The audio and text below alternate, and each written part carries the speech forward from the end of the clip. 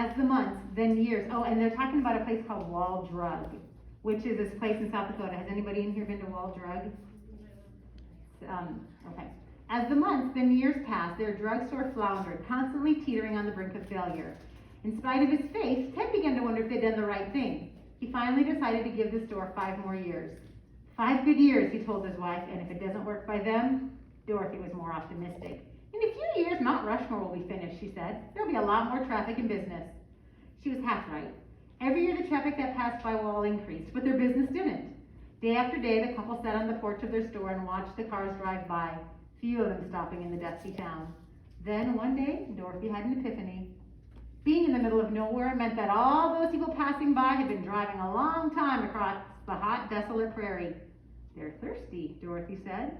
They want water, ice-cold water. And we've got plenty of ice and plenty of water. The next day, Ted painted several signs offering free ice water.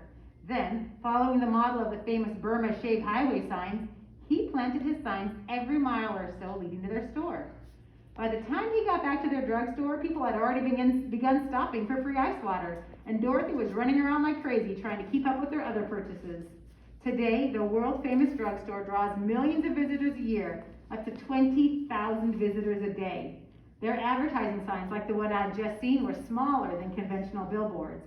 But what they lacked in size, they made up for in frequency, with appeals designed to reach everyone. From the moment I saw that first sign, there was always a sign in view. Get a milkshake, Wall Drug. Get a root beer, Wall Drug. Pretty near, Wall Drug. Free coffee and donuts for Vietnam vets, Wall Drug. Still a slave to an old advertising habit of mine, I took out my journal and began writing down the slogans. When I started my recording, I had already passed 4 signs, and I was still more than 40 miles from Wall. By evening, I'd put in around 19 miles through vast stretches of nothing but plains, fields, and Wall Drug signage. The last of the day's light was beginning to fade, and I was looking for a place to camp when a car pulled up about 50 feet behind me. The door opened and Pamela got out. She thanked the driver, then shut the door. Alan, she said. Unbelievable, I thought. She's the Energizer Bunny of stalkers. I postponed my plan to camp and continued to walk. Pamela followed. I walked perhaps another 5 miles until there was no sign of her, or anything else, except a lot of nothing and the Wall Drug signs. It was a warm night, and I rolled out my pad and sleeping bag under a freeway overpass. I wondered how Pamela was planning to spend the night. The next morning, I woke a little before sunrise. I looked around for Pamela, but didn't see her, though I was certain she was out there somewhere. I wondered how she was surviving. She had no provisions, no sleeping bag, no air mattress, just a simple lady's handbag and bad shoes. Had she really slept on the road? I ate 2 Pop-Tarts, a Cliff Bar, and an apple, then set off for a new day of Wall Drug signs.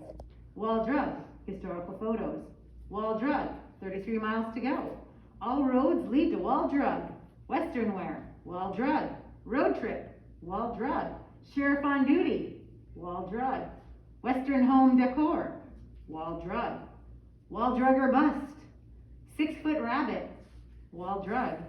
Buffalo burgers, Wall Drug. Free ice water, Wall Drug.